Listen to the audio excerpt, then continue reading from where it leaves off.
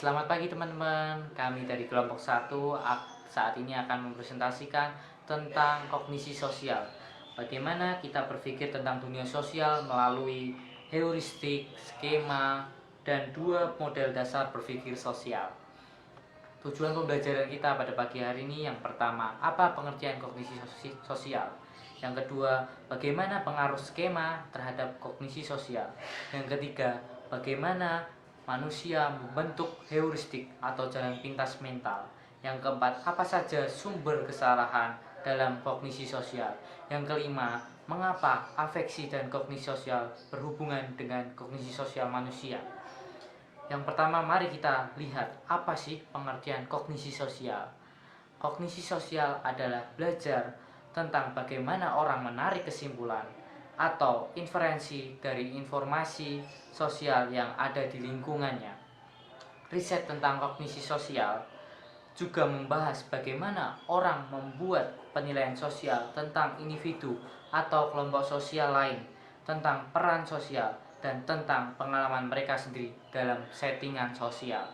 Psikologi sosial sering menggunakan istilah lain untuk menerangkan cara-cara kita menafsirkan, menganalisis, mengingat, dan menggunakan informasi tentang dunia sosial. Dengan kata lain, bagaimana kita berpikir mengenai orang lain.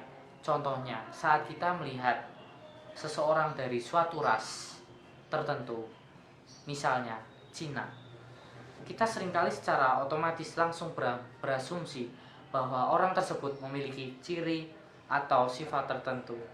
Contohnya lagi, kalau kita melihat orang ras Batak, kita pasti seringkali juga berpikir, kita langsung memberikan penilaian bahwa orang tersebut memiliki ciri dan sifat tertentu sesuai orang Batak itu. Apa sih orang Batak itu? Dan selanjutnya, mari kita akan dengarkan apa itu skema. Kalian pasti kepo kan? Mari kita saksikan apa itu skema. Perkenalkan, nama saya Vanessa Kristianawati, NIM 80 2019 010.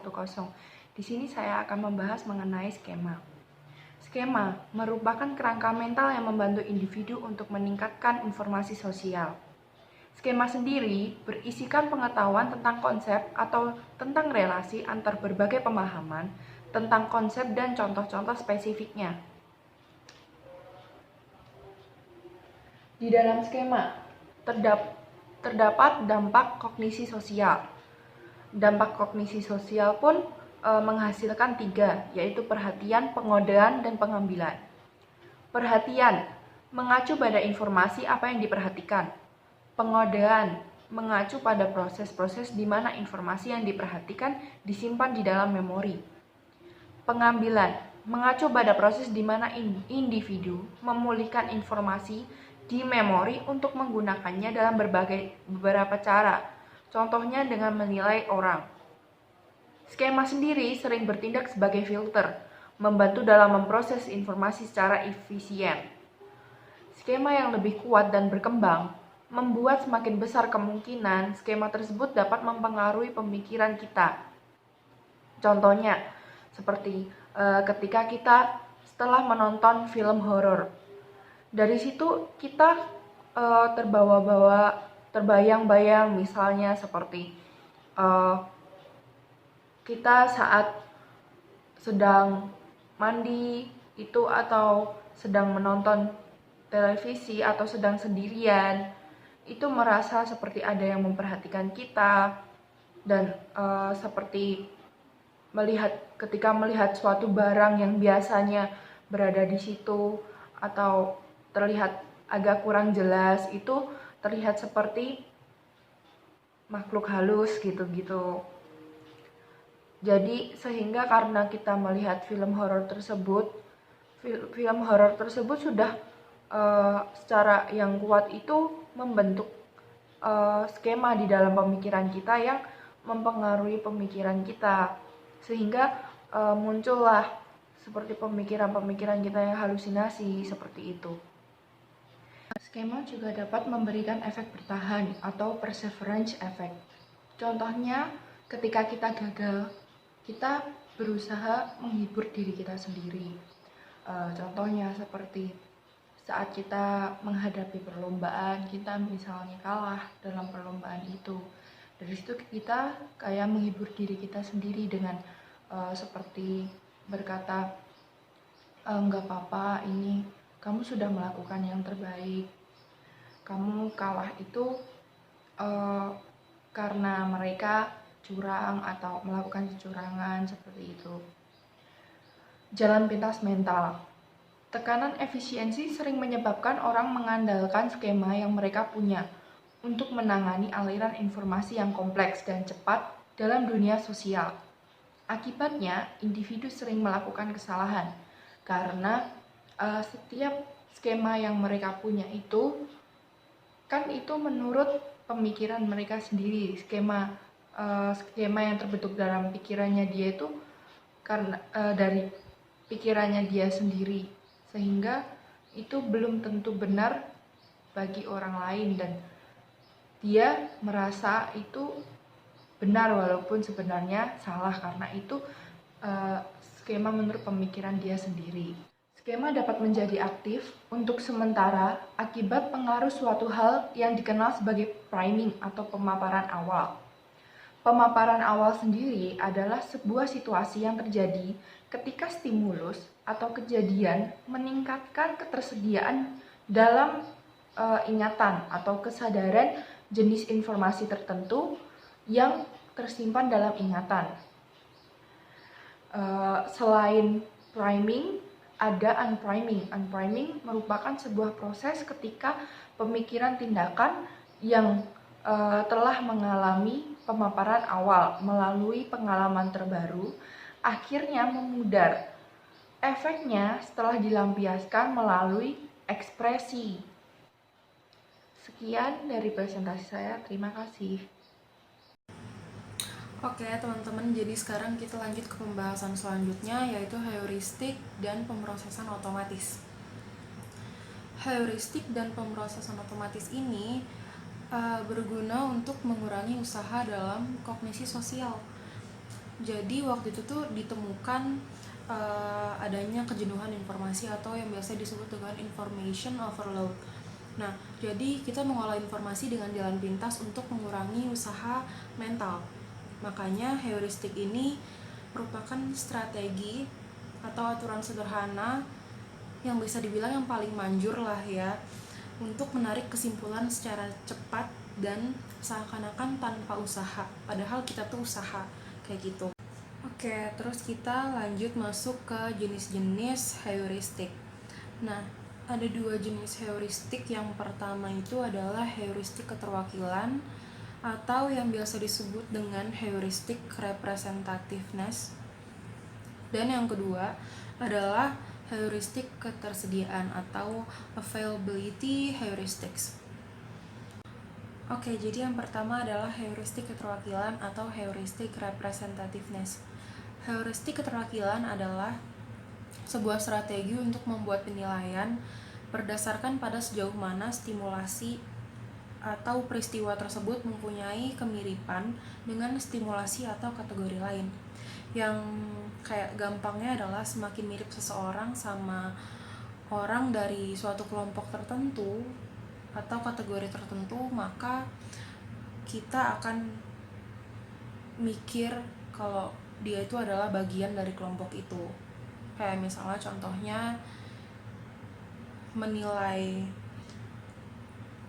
atau memprediksi pekerjaan berdasarkan penampilan. Misalnya kita baru pindah dan kita punya tetangga, dia tuh penampilannya rapih, kayak berwibawa, tenang gitu, terus dia punya klinik di rumahnya dia. Nah, secara nggak langsung kita tuh pasti bakal mikir kalau dia itu adalah seorang dokter karena dia punya ciri khas, yaitu dia punya klinik di rumahnya gitu. Jadi dengan kata lain, kita tuh menilai seseorang berdasarkan kemiripan atau ciri khas dari suatu kelompok tertentu. Nah, yang kedua adalah heuristik ketersediaan atau availability heuristic. Nah, heuristik ini adalah strategi untuk membuat keputusan berdasarkan seberapa mudah suatu informasi itu secara spesifik masuk ke dalam benak kita. Atau gampangnya adalah semakin mudah informasi masuk ke pikiran kita, maka semakin besar pula pengaruhnya terhadap penilaian yang akan kita buat.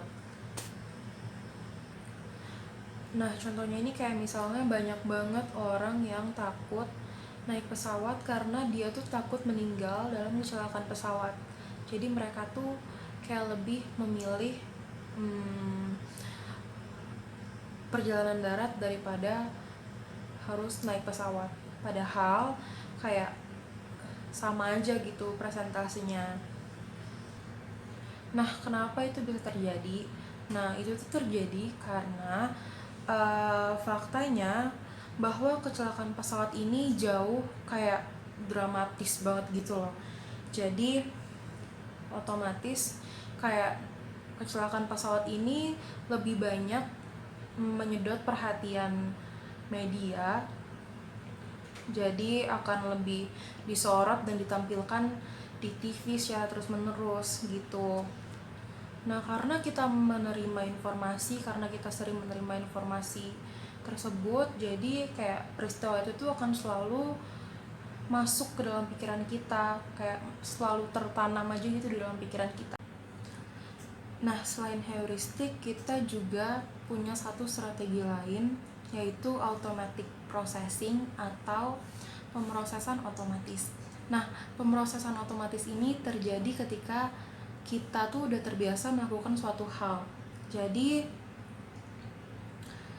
kita karena udah terbiasa, kita tuh seakan-akan melakukan tugas tersebut tuh tanpa usaha gitu loh. Dan otomatis terus juga kita cenderung nggak sadar kalau kita udah mengerjakan tugas itu, melakukan tugas itu. Contohnya aja ketika waktu kita mulai perkuliahan daring. Kita mulai perkuliahan daring itu kayak misalnya waktu itu kita pakai Zoom atau Google Meeting. Nah, biasanya kalau yang baru pertama kali kenal sama aplikasi ini, pasti kan kayak bingung gitu kan sama fitur-fiturnya, gimana sih cara matiin kameranya, gimana matiin mic-nya, atau gimana ganti username di Zoom-nya. Nah, tapi kalau kita udah rutin menggunakan kedua aplikasi ini, nah pasti kita lama-lama akan terbiasa. Nah, kita tuh karena udah terbiasa, jadi kalau kita mau matiin mic, kita nggak perlu mikir lagi kayak gimana sih cara matiin mic, atau gimana sih cara matiin kamera, gimana sih cara ganti username-nya gitu. Itu namanya pemrosesan otomatis. Jadi kita ngelakuin itu tuh kayak seakan-akan tanpa usaha, otomatis, sama cenderung nggak sadar.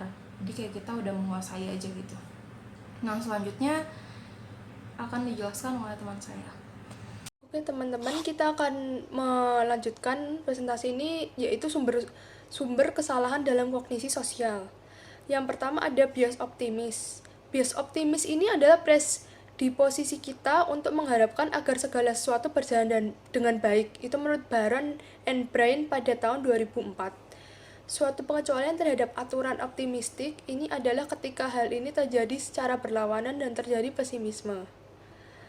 Sebagai contohnya ini ada kalau orang itu merasa bahwa akan ada kemungkinan besar untuk mengalami kejadian positif daripada negatif. Seperti misalnya mereka percaya bahwa keluarganya itu akan bahagia, panjang umur, sehat selalu gitu, daripada yang jelek-jelek lah pokoknya. Contohnya itu ada mahasiswa yang mengikuti sistem kebut semalam karena dia merasa bahwa dia bisa menyelesaikan tugas-tugasnya dengan cepat, dengan waktu yang lebih sedikit daripada yang diberikan. Padahal nyatanya tidak bisa, hingga akhirnya dia harus mengikuti sistem kebut semalam. Ketika individu memperkirakan akan menerima umpan balik atau informasi yang negatif dan memiliki konsekuensi penting, maka akan menghadapi kondisi yang buruk dan menunjukkan kebalikan dari pola optimistik yang biasanya cenderung ke pesimistik. Lalu ini ada bias negativitas. Bias negativitas ini sendiri adalah manage pada fakta bahwa kita menunjukkan sensitivitas yang besar pada informasi negatif daripada informasi positif. Informasi negatif ini merefleksikan hal-hal di lingkungan yang mungkin mengancam keselamatan atau kesejahteraan kita. Ketika individu memperkirakan akan menerima umpan balik atau informasi yang mungkin negatif, yang akan memiliki konsekuensi yang penting, tampaknya ia justru sudah bersiap dalam menghadapi hal yang buruk dan menunjukkan kebalikan dari pola optimis yang biasanya. Contohnya ini kalau misalnya kita nyukain seseorang, kita tuh bakal mikir kalau ini orang itu ramah, baik, yang baik-baik pokoknya. Kalau misalnya kita benci sama orang, maka kita kayak mikir ala orang itu nggak ramah, jahat, sombong, egois atau gimana dan sebagainya gitu. Hal ini terjadi karena kita memiliki sensitivitas terhadap perubahan di lingkungan sekitar kita yang dapat mengancam keamanan kita, memberi respon cepat akan hal ini. Lalu ada poin yang ketiga adalah pemikiran konteks faktual. Pemikiran konteks faktual ini adalah kecenderungan dalam membayangkan hasil yang lain daripada yang sungguhnya terjadi. Jadi berpikir mengenai kemungkinan yang lebih buruk daripada yang kita alami. Jadi misalnya gini, kita kan ini kan pandemi corona ini, orang akan bila pandemi corona ini kan kita kan nggak boleh kemana-mana, cuma boleh di rumah aja. Bahkan kita mau kemana, mau ke bioskop, mau kemana juga kita nggak bisa karena kita dikarantina oleh pandemi corona ini. Nah, kalau pandemi ini selesai, orang-orang itu akan kecenderungan lebih bersih karena kan corona itu kan berasal dari kuman, bakteri-bakteri yang kotor. Nah, orang itu akan cenderung lebih bersih lagi setelah pandemi corona ini selesai. Berpikir dan meninjau kembali akan melebatkan bayangan mengenai kemungkinan yang lebih baik atau kemungkinan yang lebih buruk yang menyebabkan penyesalan. Penyesalan semacam itu tampaknya lebih kuat intensitasnya ketika melibatkan hal-hal yang sebenarnya telah kita lakukan tapi berharap kita melakukan, dibandingkan dengan hal-hal yang sebenarnya telah kita lakukan tapi hasilnya tidak sesuai dengan keinginan kita. Lalu kemudian ini ada poin terakhir, ada pemikiran magis. Pemikiran magis ini sendiri adalah berpikir dengan melibatkan asumsi yang tidak didasari dengan alasan-alasan rasional. Terdapat hukum penularan, hukum kesamaan, pengaruh lingkungan fisik. Ini menurut Susney dan Jones pada tahun 1989. Hukum penularan ini menyatakan dua objek bersentuhan masing-masing memberikan miliknya dan pengaruh sentuhan terasa lebih lama walaupun proses berakhirnya, sedangkan hukum kesamaan menyatakan hal-hal yang saling menyerupai akan memiliki dasar ciri yang sama. Sedangkan pengaruh lingkungan fisik adalah pemikiran seseorang yang akan mengaruhi fisik tanpa menggunakan hukum-hukum fisika. Contohnya pemikiran magis ini seperti ponari. Ada berita yang ponari, seorang anak yang bisa mengubah air menjadi air kesembuhan dengan mencelupkan batu petir miliknya. Itu kan merupakan pemikiran yang tidak logis di pikiran manusia, tapi orang-orang pada mempercayai ponari tersebut. Terima kasih. Perkenalkan, nama saya Lia Yohana Santoso, NIM 80-2019-002. Di sini saya akan menjelaskan hubungan antara afeksi dan kognisi.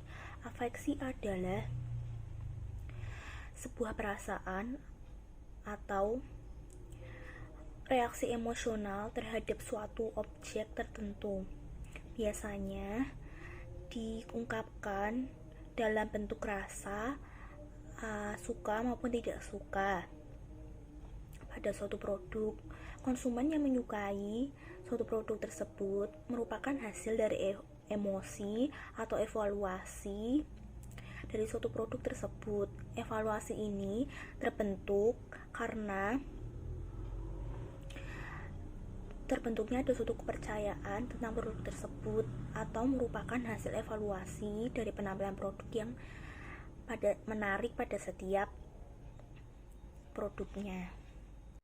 Setelah ini saya akan menjelaskan tentang kognisi.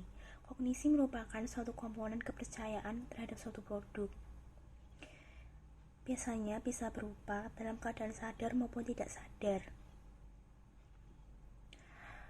Kognisi sendiri biasanya semakin positif hal tersebut, biasanya maka akan semakin positif pula hasil dari keputusan tersebut.